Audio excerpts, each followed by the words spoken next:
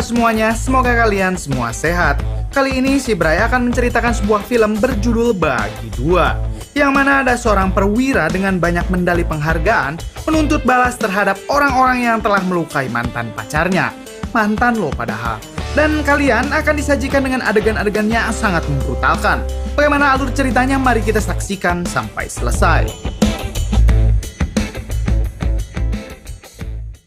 Di awal film diperlihatkan sebuah mobil yang berhenti di depan sekolah.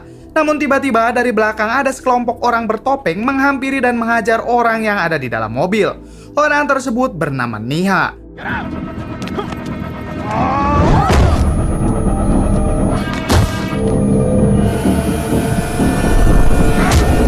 Ia pun harus dirawat di rumah sakit karena mengalami benturan keras di kepalanya.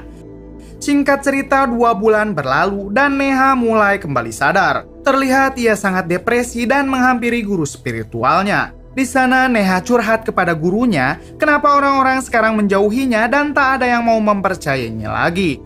Seakan semua masalah yang menimpanya harus ia lewati sendiri. Sang guru spiritual menyarankan Neha agar Neha mengadukan semua masalahnya kepada Tuhan, serta terus berdoa kepadanya agar Tuhan mau membantu Neha melewati semua masalahnya. Adegan berpindah ke seseorang bernama Roni. Roni adalah seorang perwira terbaik yang ditugaskan di daerah Kashmir. Terlihat ia memberantas penjahat di kota tersebut, dan ia juga tak segan-segan menangkap penjahat tanpa pandang bulu.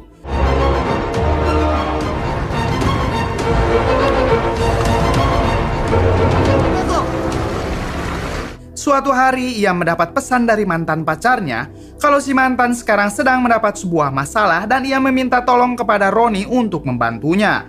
Setelah mengetahui hal tersebut, Roni meminta izin atasannya untuk mengambil cuti selama 7 hari. Mengingat Roni juga tak pernah mengambil cuti selama 4 tahun terakhir.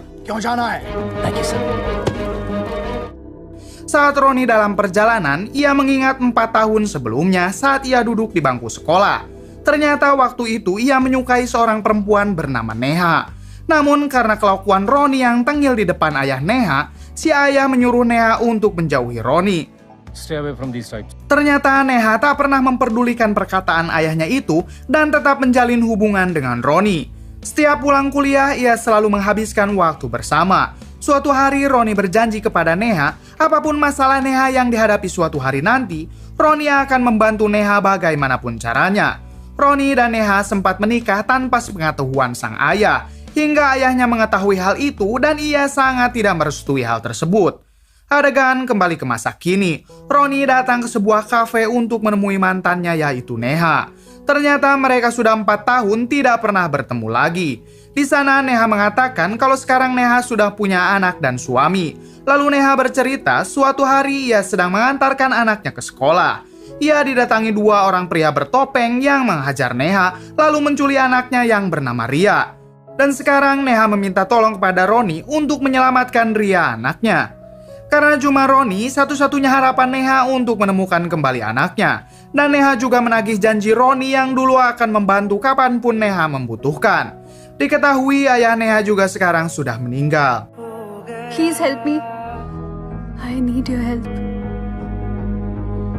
Setelah itu Roni pulang untuk menginap di sebuah hotel. Ia sangat bimbang tentang hatinya. Di satu sisi Roni kecewa terhadap Neha yang kini telah menikah dengan orang lain. Di sisi lain Roni juga tidak akan ingkar dengan janjinya untuk membantu Neha apapun masalah Neha.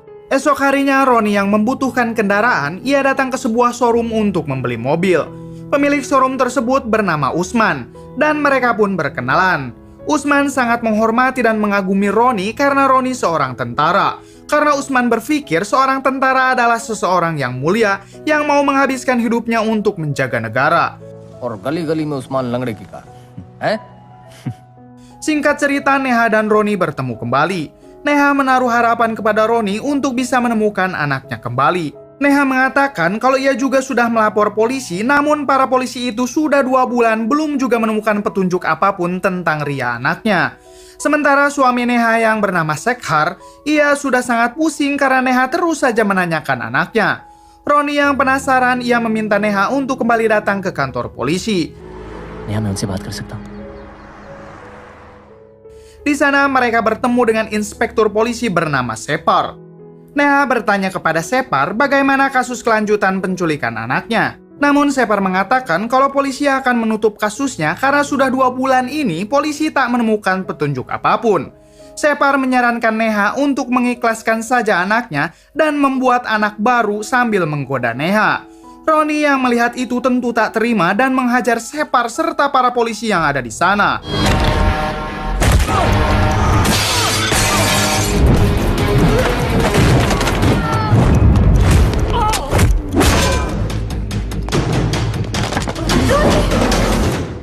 Karena kekacauan itu, Roni pun ditangkap. Lalu ia disiksa habis-habisan.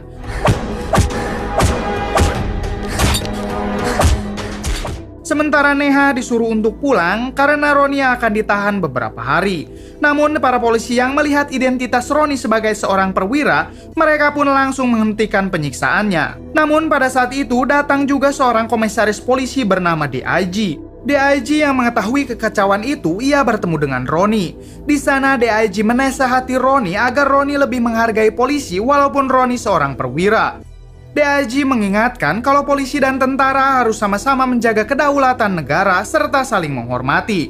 Kemudian Roni pun dibebaskan. जिनका कोई इलाज ही नहीं हो सकता जानता हूं सर और भाई साहब आप कौन हैं भगवान वो अपनी ड्यूटी भूल गया था. Esok harinya terlihat Roni dan Usman si pemilik showroom ia mendatangi tempat sekolah Ria.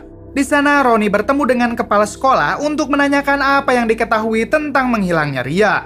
Anehnya si kepala sekolah mengatakan kalau pihak sekolah tak pernah mempunyai murid bernama Ria serta tidak pernah ada kejadian penculikan di area sekolahnya. Ketika Roni keluar, ia melihat di depan sekolah itu ada sebuah gedung properti. Roni meminta si pemilik gedung untuk melihat CCTV karena 2 bulan lalu ada kejadian penculikan. Si pemilik gedung tak memperdulikannya karena Roni bukanlah seorang polisi. Setelah itu Roni menemui Neha. Ia bercerita kalau pihak sekolah tak mengenal nama Ria dan tidak ada kejadian penculikan di area sekolahnya. Neha menjawab pihak sekolah sengaja mengatakan itu karena mereka tidak ingin sekolahnya tercemar atas kejadian anaknya yang hilang. Lalu Roni meminta foto Ria untuk memudahkan pencarian. Dan Roni juga ingin bertemu dengan Sekhar suami Neha. Namun di sini Neha mengatakan ia tak mempunyai foto Ria di rumah. Neha juga mengatakan semenjak kejadian penculikan itu, suaminya jarang pulang dengan alasan bisnis di luar kota. Tiba-tiba mereka kedatangan adik ipar Neha. Neha langsung menyuruh Roni untuk bersembunyi. Adik iparnya bernama Suni. Diketahui Suni adalah seorang pecandu. Dan ia datang ke sana tak lain untuk mengawasi Neha atas perintah kakaknya yaitu Sekhar. Malam harinya saat Roni hendak ke hotel, Roni tak sengaja bertemu dengan teman-temannya waktu berkuliah dulu. Ia pun langsung diajak berpesta yang kebetulan pada waktu itu salah satu teman Roni sedang mengadakan pesta nikahan. Di acara tersebut tak sengaja Roni bertabrakan dengan seorang bernama Anantiagi. Saat melihat identitas Anantiagi yang jatuh, ternyata Anantiagi adalah seorang polisi dan Roni berniat memanfaatkan kartu identitasnya. Esok harinya Roni mendatangi gedung properti yang berada tepat di sekolah Ria. Ia datang ke sana dengan menyamar sebagai polisi Anantiagi dan meminta satpam itu menunjukkan CCTV kepadanya. Akhirnya satpam gedung tersebut mempersilahkan Roni untuk mengecek CCTV di sana. Lalu Roni mengecek CCTV pada tanggal 7 Februari yaitu di hari di mana Ria diculik. Anehnya di hari itu ada rekaman yang sudah menghilang yaitu pada jam 8 sampai jam 9. Satpam itu menjelaskan kalau pada saat itu para satpam dipersilahkan untuk pulang lebih awal. Saat Roni mengecek sehari sebelum kejadian, Roni melihat di CCTV kalau adik ipar Ria yaitu Suni datang ke tempat tersebut. Ia curiga kalau Suni terlibat dalam penculikan Ria. Lalu Roni memberikan uang cukup banyak ke satpam tersebut untuk segera menemukan penggalan rekaman yang hilang. तो दिखाने का क्या लेंगे? जी बिल्कुल सर जरूर. Di sisi lain di kantor polisi, mereka kedatangan ACP baru bernama Jono yang baru dipindah tugaskan ke kota tersebut. Tampilan Jono terlihat berbeda dengan polisi lainnya. Namun diketahui kalau Jono adalah seorang polisi bengis yang berhasil menumpas kejahatan di wilayahnya dulu bertugas. Lalu ia dipanggil oleh DIG selaku atasan Jono yang baru. Di sana DIG menyambut kedatangan Jono dan meminta Jono terus memberantas kejahatan. Sir एक सेल्फी हो जाए ये यादगार बनाने के लिए. खुद की ले रहे हो? थोड़ा ऐसे ऐसे करते हैं sir.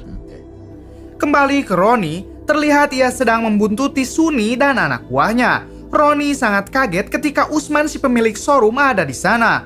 Terlihat Usman memberikan sekantong narkoboy kepada anak buah Suni. Lalu ketika Roni berusaha mengikutinya, tiba-tiba ia ditodong senjata oleh anak buah Suni. Hingga terjadi perkelahian. Setelah berhasil menumbangkan mereka, Roni bertanya di mana Ria. Namun mereka mengatakan kalau mereka tidak tahu menahu tentang Ria. Lalu Roni menemui Usman di showroomnya. Kali ini Roni sudah tahu keterlibatan Usman dengan Suni. Roni bertanya siapa sebenarnya Suni. Usman menjawab kalau Suni adalah orang yang besar yang seharusnya Roni jauhi. Lalu Roni bercerita kalau dirinya sedang mencari seorang anak perempuan bernama Ria yang dicurigai diculik oleh Suni dan Ria sendiri adalah keponakan Suni sendiri. Usman mengatakan selama ini ia tidak pernah mendengar kalau Suni telah menyandra atau menculik seorang anak kecil. Apalagi itu adalah keponakannya sendiri. Kupit जानता है नहीं मैं जानता मैं अरे तू दो को मारेगा उधर भी जाएगा फिक्र हो रही है मेरी। Ketika Roni hendak masuk ke hotelnya, ia kedatangan Anantiagi dan meminta kembali kartu identitasnya. Anantiagi menjelaskan kalau ia adalah seorang polisi dari Mumbai yang sengaja berlibur di kota ini sekaligus menghadiri pernikahan saudaranya. तभी नहीं खुल रहा था। क्या बात है, मजा आएगा जब बैठेंगे तो भर्ती वाले साथ में। Lalu esok harinya, semua orang dikejutkan dengan tersebarnya surat kabar yang memberitakan tentang hilangnya Ria. Ternyata hal tersebut dilakukan oleh Roni dengan mengatasnamakan polisi Anantiagi. Berita tersebut terdengar juga oleh suami Neha yaitu Shekhar. Di suatu kesempatan, Shekhar bertemu dengan Anantiagi, yang padahal orang yang ditemuinya adalah Roni. Roni berpura-pura menjadi Anantiagi. Di sana Roni bercerita kalau ia tak sengaja bertemu dengan Neha di kafe. Lalu Neha mengatakan kalau putrinya telah diculik dan ia hanya mencoba untuk membantu Neha. Di sini Shekhar membenarkan pada saat itu Neha mengalami perampokan dan ia mengalami koma 10 hari karena kepalanya mengalami benturan. Bahkan Neha yang pada saat itu sedang mengandung ia keguguran. Lalu dokter mendiagnosis kalau Neha mengalami PTSD, yaitu stres pasca trauma. Dan semenjak itu Neha selalu bertanya kepada semua orang di mana anaknya yang bernama Ria. Bahkan Neha juga sempat melapor polisi, yang padahal mereka belum mempunyai anak. Neha juga kerap kali menanyakan di mana foto Ria, dan semua itu terjadi akibat penyakit stres pasca trauma yang dialami oleh Neha. Di sini Roni tampak syok dan bingung atas semua pernyataan dari suami Neha. Ia merasa kecewa karena selama ini ia sudah habis-habisan membantu Neha. PTSD. I'm sorry, Shekhar. Ketika hendak pulang, Roni dihubungi oleh satpam gedung properti kalau potongan rekaman yang hilang sudah ditemukan. Roni yang penasaran langsung bergegas ke sana untuk memastikan kalau Ria itu memang ada atau hayalan Neha saja. Saat mengeceknya, memang benar pada saat itu Neha dirampok, namun tak terdapat anak kecil di kejadian tersebut. Roni pun langsung bergegas untuk menemui Neha. Di sana Roni mengatakan kalau Neha mengalami stres pasca trauma, serta Neha dan Shekhar tidak sama sekali memiliki anak perempuan. Bahkan Roni juga melihat CCTV yang memperlihatkan Neha sedang dirampok dan di sana tidak ada anak perempuan. Neha menjawab kalau ia benar-benar mempunyai anak perempuan dan Shekhar memang sudah tidak peduli dengannya. Serta pada kejadian itu Neha mengaku kalau Ria anaknya bersembunyi di jok belakang. Roni kecewa kepada Neha dan membanting kunci mobilnya dan menganggap semua omongan Neha bohong. Saat hendak meninggalkan Neha dan mengambil kunci mobilnya, Roni melihat mengukur tinggi badan anak kecil yang artinya Ria itu memang ada. Saat hendak menghampiri Neha kembali, ternyata Neha melompat dari lantai untuk bunuh diri. Neha kecewa karena semua orang tidak ada yang percaya dan peduli dengannya, termasuk Roni.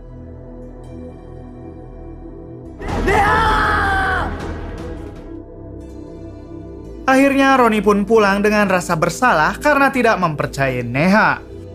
Esok harinya Jono datang ke rumah Shekhar untuk meminta keterangan tentang kematian istrinya yaitu Neha. Shekhar mengaku kalau pada saat kejadian ia tidak ada di rumah dan sedang berada di luar kota. Boss को Yes sir. पहला झूठ। Hingga Jono mendapat petunjuk dari HP Neha kalau terakhir kali Neha berkomunikasi dengan Roni. Lalu Separ juga mengatakan kepada Jono kalau Roni juga pernah datang ke kantor polisi dengan Neha dan membuat kekacauan dengan menghajar para polisi. Hingga Jono mencurigai kalau Roni telah membunuh Neha. Di sisi lain di hotel Roni, ia kedatangan Usman si pemilik showroom. Di sana Usman menyesal karena dulu tak memberitahu kalau Ria itu memang ada. Dan jika Usman waktu itu memberitahu, mungkin Neha masih hidup. Usman sempat melihat anak buah Suni sedang menyandranya. Ia sengaja tak memberitahu Roni karena ia takut dengan Suni yang akan membunuhnya jika berani membocorkannya. Di sisi lain, anak buah Sekhar menghampiri hotel yang ditinggali Roni. Saat Roni hendak keluar untuk mencari Suni, ia mendengar suara teriakan. Yang ternyata Anantiagi yang menginap tepat di samping kamar Roni telah tewas dibunuh. Roni keluar bersamaan dengan si pembunuh Anantiagi. Ternyata si pembunuh itu salah sasaran karena setahu Sekhar kalau Roni itu Anantiagi. Apa alasan Sekhar ingin membunuh Roni kita akan tahu nanti. Jono dan para polisi lainnya datang ke hotel itu untuk menangkap Roni. Namun mereka berpapasan dan tak sempat melihat Roni dan Usman keluar. Singkat cerita, Roni datang untuk menemui Suni, yang pada saat itu Suni sedang ada di pesta bebas. Hingga di sana terjadi perkelahian.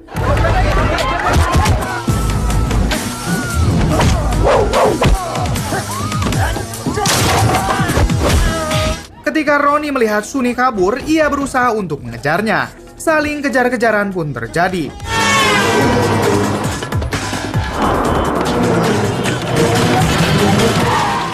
Hingga para pengendara di sana mengalami banyak tabrakan. Jono yang mendapat kabar tentang kekacauan itu, ia langsung datang dengan anak buahnya, lalu menangkap Roni dan Suni. Saat Roni di dalam sel, ia berteriak kenapa para polisi menangkap orang yang tidak bersalah. Lalu apa saja kerjaan polisi? Nilang. Mendengar hal itu, Jono menyuruh Suni untuk diam kalau tidak ingin giginya rontok. Sontak Roni pun langsung menantang Jono untuk berduel.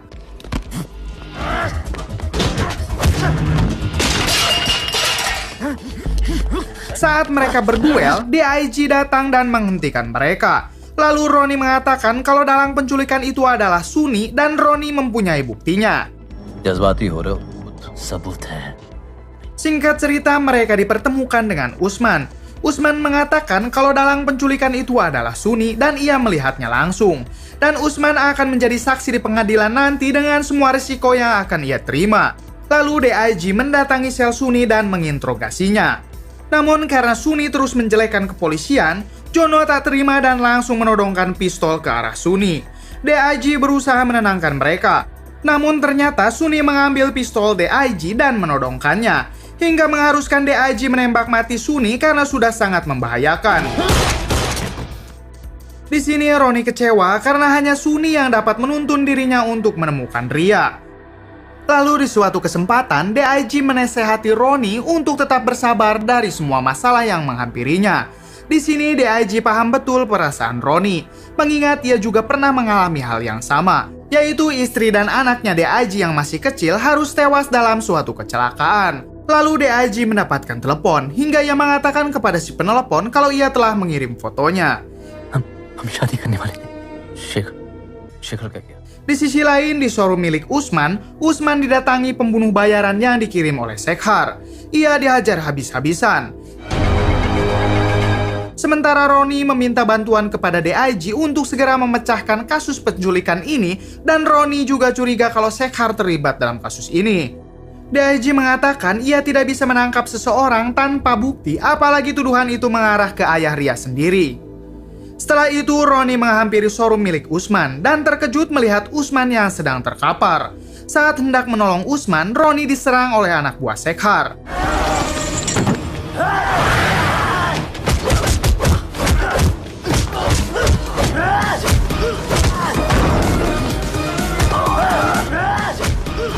Namun pada akhirnya Roni berhasil menumbangkan mereka, sementara Usman meninggal dunia.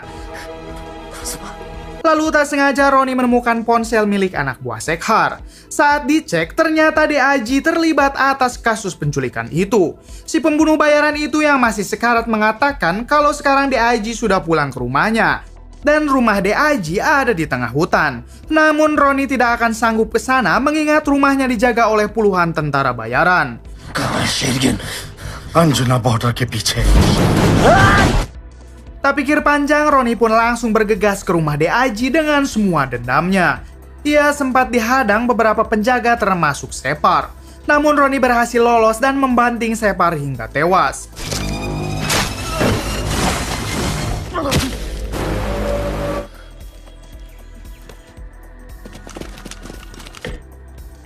Di sini Roni membantai satu persatu anak buah DIG dengan cukup mudah. Di sisi lain, ternyata Jono dengan para polisinya akan ikut terjun ke sana untuk memburu Roni. Lalu kolonel, yaitu atasan Roni, datang dan mengatakan biarkan Roni menyelesaikan urusannya. Karena ternyata di sini atasan Roni takut kalau tim kepolisian Jono akan dibantai Roni. Mengingat hutan adalah rumah bagi Roni dan Roni merupakan prajurit paling tangguh yang sering bekerja sendiri.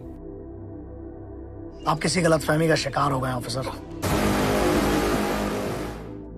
Beralih ke Roni yang berhasil masuk ke gudang senjata lalu menghabisi anak buah DIG.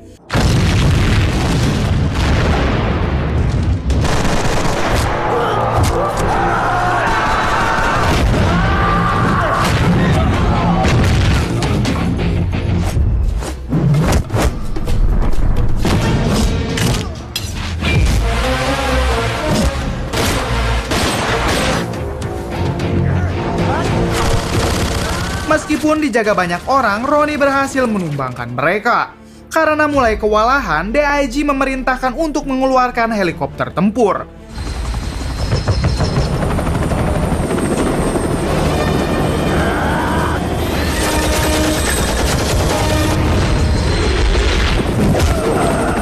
Namun Roni berhasil masuk ke helikopter tersebut.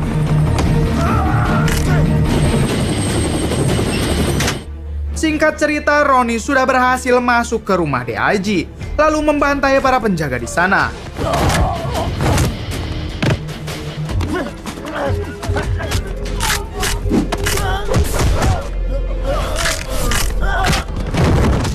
Hingga Roni yang sudah mulai kelelahan, ia ditembak dari belakang oleh DIG.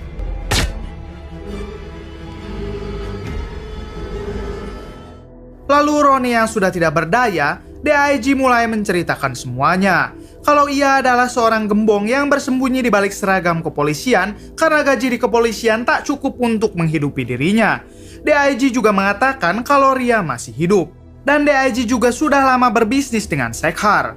Jadi ketika DIG sedang mendatangi markas Shekhar yang dijaga oleh Sunni adiknya, ia mendengar suara teriakan anak kecil. Ternyata di sana ada Ria yang hendak dibunuh atas perintah ayahnya sendiri. DIG sempat menyelamatkan Ria, mengingat kalau Shekhar adalah pemilik perusahaan pengiriman terbesar di sana, lalu ia menjalin kesepakatan dengan Shekhar, yaitu DIG tidak akan membongkar percobaan pembunuhan Ria, sementara Shekhar harus memuluskan pengiriman narkoboy miliknya keluar perbatasan.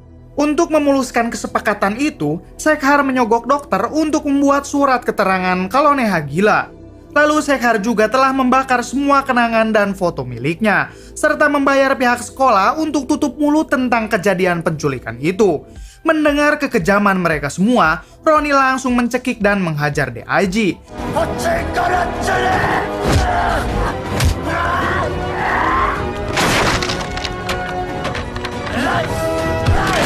Hingga DIG mempunyai kesempatan untuk menembak Roni. Namun tiba-tiba DIG berondong dari belakang hingga tewas.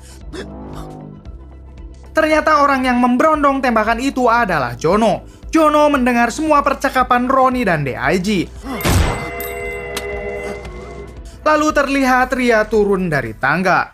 Singkat cerita, ketika Roni sedang diobati di rumah sakit, terlihat di sana ada Jono. Jono menjelaskan saat ia sedang menginterogasi Shekhar, Shekhar mengatakan kalau ia sebenarnya mandul. Hal itu diketahui saat memeriksakan diri ke dokter, yang artinya Ria bukanlah anak dari Shekhar. Dan alasan itulah Shekhar merasa ditipu oleh Neha karena selama ini Shekhar menganggap kalau Ria adalah anak kandungnya, hingga Shekhar berencana untuk membunuh Ria. Terungkap fakta kalau Ria sebenarnya anak Roni, karena pada saat hendak mereka berpisah, Roni dan Neha sempat melakukan aha-aha.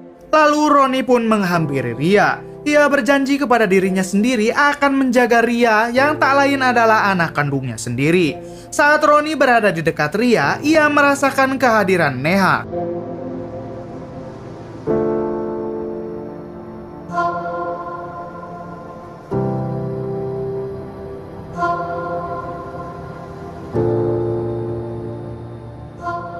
tamat. Bagaimana menurut kalian? Kisah apa yang dapat kita ambil dari film ini? Coba komen di bawah. Tanpa berniat menjatuhkan salah satu instansi karena memang alurnya seperti itu, saya mohon maaf bila banyak kesalahan. Salam Bray Movie.